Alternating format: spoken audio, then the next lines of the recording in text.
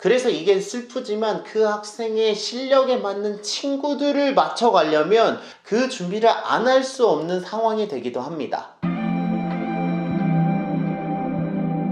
안녕하세요, 대치동 캐슬입니다. 여러분들 잘 지내고 계시죠? 저도 선생님들과 여러가지 방법을 고민해보면서 하루하루 잘 지내고 있습니다. 오늘은 예전부터 하고 싶었던 이야기의 주제이기도 한데요, 정말 교육 철학이 뛰어난 분들도 선행을 안 시킬 수 없는 이유에 관한 내용입니다. 제가 만나고 있는 분들 중에서는 정말 철학이 훌륭하고 모범을 보이시는 멋진 부모님들이 계십니다. 하지만 그러한 분들도 어쩔 수 없이 똑같은 선행과 심화에 대한 고민을 할 수밖에 없는데요, 그 이유에 대한 이야기를 해드리려고 합니다. 그럼 시작해 보겠습니다. 돌이켜보면 저는 처음 대치동에서 학생들을 지도할 때요, 학부모님에 대한 약간의 편견 같은 게 있었던 것 같아요. 그것은 뭐냐면 학생들의 의사를 물어보지 않고 부모님들의 욕심에 맞춰서 학생들의 일정을 정하는, 우리들이 생각하는 그런 이미지의 학부모님들을 생각을 했었습니다. 하지만 실제로 수업을 하면서 학부모님들을 뵙게 되니까요, 정말 훌륭한 분들이 많습니다. 제가 정말 좋아하는 학부모님 중에 한 분은, 두 분이 다 대학병원 의대 교수님이시거든요. 하지만 한평생을 검소하게 생활하시면서요, 연구자의 마음으로 일에 매진하고 계십니다. 당연히 그분들의 자녀들도 되게 훌륭합니다. 하지만 그러한 학생들의 훌륭함과 별개로 여전히 그 부모님들도 고민을 할 때는 저희와 똑같습니다. 그 이유는요, 크게 두 가지 때문입니다.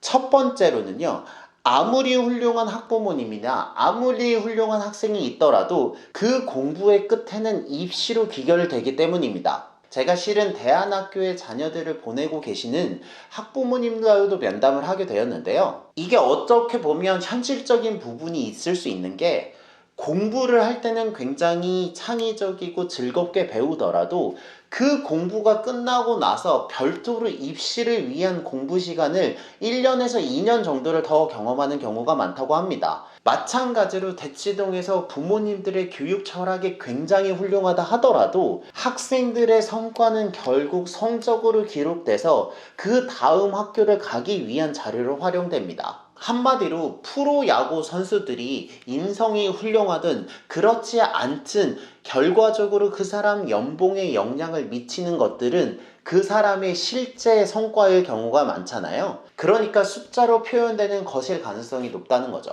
그러한 관점에서 본다면 부모님의 뜻이 훌륭하지만 그 자녀들은 결국 중학교와 고등학교, 대학교를 안 갈 수 없기 때문에 과정은 다른 분들과 달랐다 하더라도 그 결과물은 비슷해지는 경향이 있습니다. 이것은 맞다 그르다를 떠나서 실제로 그러한 현실이 있다는 얘기입니다. 한 가지 예로 제가 예전에 가르쳤던 학생이 있는데요, 그 학생의 경우에는 수학과 과학을 정말 좋아했어요. 그러니까 부모님 입장에서 얘가 수학과 과학을 너무 좋아하니까 진짜 영재고를 보내야 될 것 같은 거죠. 그렇기 때문에 그 과정과 학생들의 본래 의도는 충분히 이해하지만 결과적으로는 영재고 입시 준비를 하는 그 트랙을 안 따라갈 수는 없는 현실이 되더라고요. 그래서 물론 지금 그 친구 되게 잘하고 있거든요.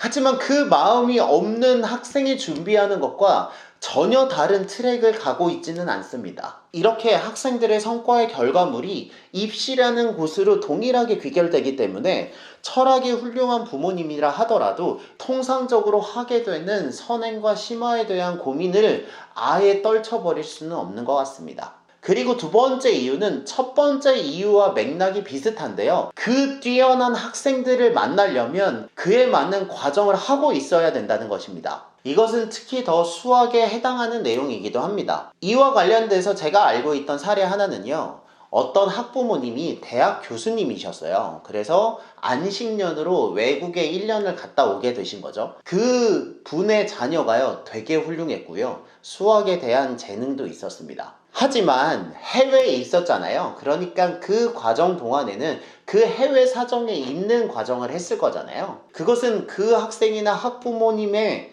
선택이 아닙니다. 그 현지에 있으니까 그렇게 해야 되는 거죠. 그렇게 해서 돌아와서 그 학생이 되게 실력이 훌륭했는데 그 학생이 실력에 맞는 과정을 가려고 하다 보니까 그 밑에 과정에 대한 공부가 덜 되어 있는 거예요. 예를 들면 이 친구의 실력으로는 3-1을 해야 되는데 이 친구는 2-1을 안 했기 때문에 그 3-1 반으로 갈 수가 없는 거죠. 이렇게 학생들의 실력이 맞아지면 그 실력에 맞는 반으로 가야 그 학생과 비슷한 학생들을 또 만날 수 있게 됩니다. 그래서 이게 슬프지만 그 학생의 실력에 맞는 친구들을 맞춰가려면 그 준비를 안 할 수 없는 상황이 되기도 합니다. 그런 상황을 부모님이 보시게 되면 평소에 주변 이야기에 절대 휘둘리지 않지만 그 학생의 상황을 이해하게 되니까 그러면 그때부터 또 고민을 안 할 수는 없게 되더라고요. 공부를 더 시켜서 그 뛰어난 학생들이 있는 반으로 갈까 말까를 말이죠. 물론 그 환경을 벗어나서 스스로 잘하는 경우들이 있어요. 그런 경우가 없다고 말씀드리지 않습니다. 하지만 그런 경우는 소속사 없이 구독자 100만을 키운 유튜버가 되는 거랑 비슷합니다. 일정 수준의 구독자를 지닌 유튜버가 되면 자연스럽게 그러한 소속사들이 연락이 오게 되거든요. 그럼 그들의 체계적인 관리 안에서 썸네일이라든지 영상이라든지 그러한 서포트가 있으면 더 도움이 되는 건 사실입니다. 그렇기 때문에 그러한 훌륭한 부모님이 자신의 모든 노력을 다해서 서포팅을 한다 하더라도 일정 부분 결핍되는 부분들이 있습니다. 그거는 어쩔 수 없잖아요. 왜냐하면 그 선생님들은 그 업을 하는데 자기의 시간을 다 쏟아붓기 때문이죠. 그래서 그 학생들의 실력에 맞는 친구들을 찾아가야 되기 때문에 선행과 심화를 고려하시는 분들이 많습니다. 그러한 훌륭한 분들과 면담을 하게 되잖아요. 하게 되는 고민들이 여러분들과 저와 똑같습니다.